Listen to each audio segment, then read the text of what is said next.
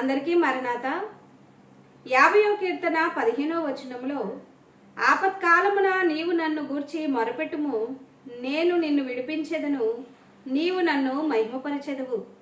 దేవుని పిల్లలమైనటువంటి మనము అనేకమైనటువంటి సమయములలో ఆపత్కాలములో నిందలు అవమానముల మధ్యలో ఏం చేయాలో, ఏ విధమైనటువంటి ప్రయత్నములు చేయాలో, ఎవరి సలహా తీసుకోవాలో, ఈ పరిస్థితిలో ఈ చిక్కులో ఏ విధముగా ప్రవర్తించాలో తెలియక దిక్కుతోచినటువంటి స్థితిలో ఆపదలో ఉంటే ఆపత్కాలమున నీవేం చేయాలి అని ప్రభు సెలవిస్తూ ఉన్నారు. అనగా ఆపత్కాలమున నీవు నన్ను గూర్చి మొరపెట్టు, నా సన్నిధిలో నీవు మొరపెట్టుకో.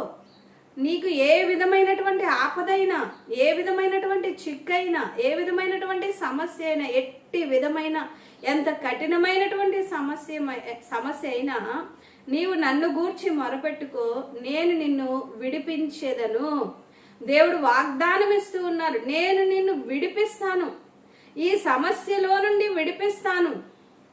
దిక్కుతోచినటువంటి స్థితిలో ఉండవద్దు, నిరాశతో ఉండవద్దు, కానీ నువ్వు మొరపెట్టుకో, నువ్వు ప్రార్థన చేయి. నిజమే, భక్తులైనటువంటి వారు వారి యొక్క ఆపదలలో, వారి యొక్క కష్టములలో మొరపెట్టినప్పుడు దేవాది దేవుడు, శక్తివంతుడైనటువంటి దేవుడు, బలవంతుడైనటువంటి దేవుడు ఆశ్చర్య కార్యములు చేసి వారిని విడిపించి ఉన్నారు. చూడండి, ఒక సందర్భంలో హిజ్కియా, మరి రాజైనటువంటి హిజ్కియా మరణకరమైనటువంటి బలహీనత వచ్చినప్పుడు ఏ వైద్యులను ఆశ్రయించలేదు, నిరాశపడలేదు, దుఃఖించలేదు. ఏం చేశాడు చూడండి, గోడ తట్టు మొహం తిప్పుకొని, ప్రభువా యథార్థ హృదయముతో నేను నీ సన్నిధిలో ఏ విధముగా మరి ప్రవర్తించి ఉన్నానో దయతో జ్ఞాపకం చేసుకొని మనగానే దేవాది దేవుడు 15 సంవత్సరముల మరలా ఆయుష్కాలమును దయచేసి ఉన్నారు. చూడండి, మొరపెట్టుటలో ఉన్నటువంటి ఆశీర్వాదము, మొరపెట్టుటలో ఉన్నటువంటి దీవెన, మొరపెట్టుటలో దేవుడు ఆశ్చర్య కార్యమును జరిగించు వారై ఉన్నారు.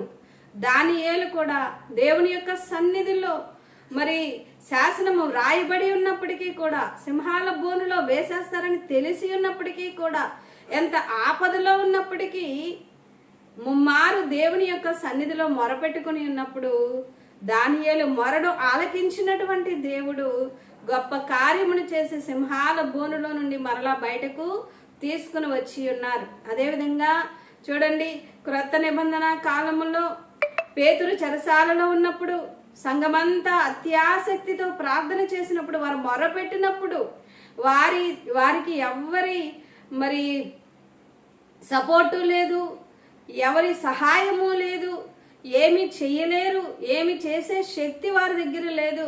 బలహీనమైనటువంటి సంఘముగా ఉన్నారు. కానీ వారి దగ్గర ఉన్నటువంటి బలం ఏమిటి అంటే ప్రార్థన, మొరపెట్టుకోవడం, ప్రార్థిస్తూ ఉన్నారు, అతి ఆసక్తితో ప్రార్థన చేస్తూ ఉన్నారు. దేవుడు చెరసాలలో నుండి పేతురు గారిని బయటకు తీసుకుని వచ్చి ఉన్నారు. ఈ సమయంలో మీరు కూడా మీ యొక్క ఆపదలో, మీ యొక్క కష్టములో, మీ యొక్క శ్రమలో, మీ యొక్క ఇబ్బందిలో మొరపెట్టుకొనండి. దేవుని యొక్క సన్నిధిలో దేవుని పాదాలు పట్టుకునండి. కన్నీరు విడిచి దేవుని సన్నిధిలో ప్రార్థన చేయండి.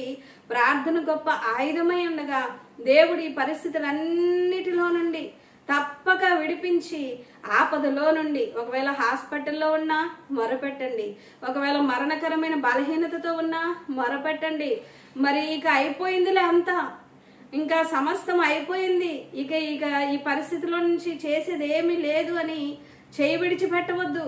దేవుని యొక్క సన్నిధిలో మొరపెట్టండి. ప్రభువా మీ సహాయము మాకు అందించండి అని మొరపెట్టండి. దేవుడు తప్పనిసరిగా విడిపిస్తారు.